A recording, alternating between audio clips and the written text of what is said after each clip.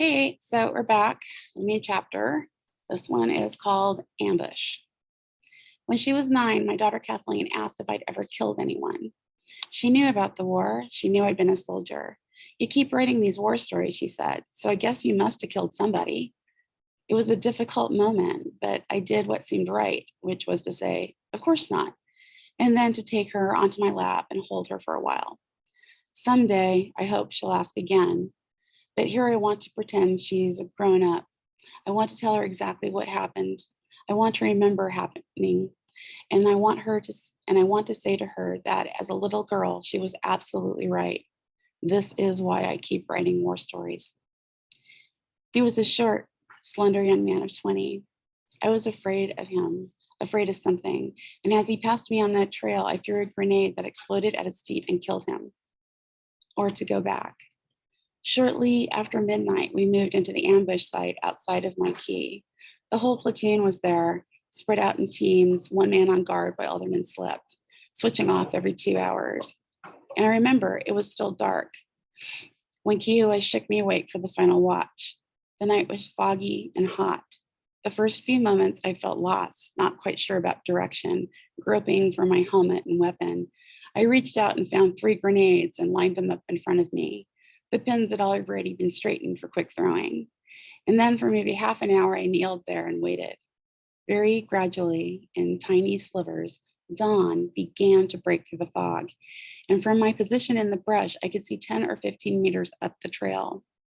The mosquitoes were fierce. I remember slapping them, wondering if I should wake up Kiowa and ask for some repellent, then thinking it was a bad idea, and then looking up and seeing a young man come out of the fog.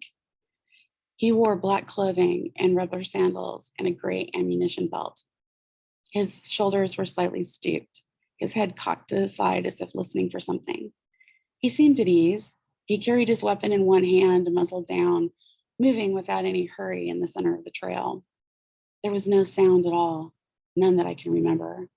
In a way, it seemed as if he was part of the morning fog or my own imagination, but there was also a reality of what was happening in my stomach. I had already pulled the pin on the grenade. I had come up to a crouch. It was entirely automatic. I didn't hate the young man. I didn't see him as an enemy. I did not ponder issues of morality or politics or military duty. I crouched and kept my head low. I tried to swallow whatever was rising from my stomach, which tasted like lemonade, something fruity and sour. I was terrified, and there was no thought about killing. The grenade was to make him go away, just evaporate. And I leaned back and I felt my head go empty, and then I felt it fill up again. I'd already thrown the grenade before telling myself to throw it. The brush was thick and I had to lob it high, not aiming. And I remember the grenade seeming to freeze above me for an instant, as if a camera had clicked. And I remember ducking down and holding my breath and seeing little wisps of fog rise from the earth. The grenade bounced once and then rolled across the trail. I did not hear it, but there must have been a sound, because the young man dropped his weapon and began to run. Just 2 or 3 quick steps. Then he hesitated, swiveling to his right, and then he glanced down at the grenade and tried to cover his head, but never did. It occurred to me then that he was about to die. I wanted to warn him. The grenade made a popping noise, not safe, not soft, but not loud either, not what you would have expected. There was a puff of dust and smoke, a small white puff, and the man seemed to jerk upward as if pulled by invisible wires. He fell on his back. His rubber sandals had been blown off. He lay at the center of the trail, his right leg bent underneath him, his one eye shut, his other eye a huge star-shaped hole. For me, it was not a matter of live or die. I was in no real peril. Almost certainly the young man would have passed me by, and it would always be that way. Later, I remember Kiowa tried to tell me that the man would have died anyway. He told me that it was a good kill, that I was a soldier and this was a war, that I should shape up and stop staring and ask myself what the dead man would have done if things had been reversed. None of that mattered. The words seemed far too complicated.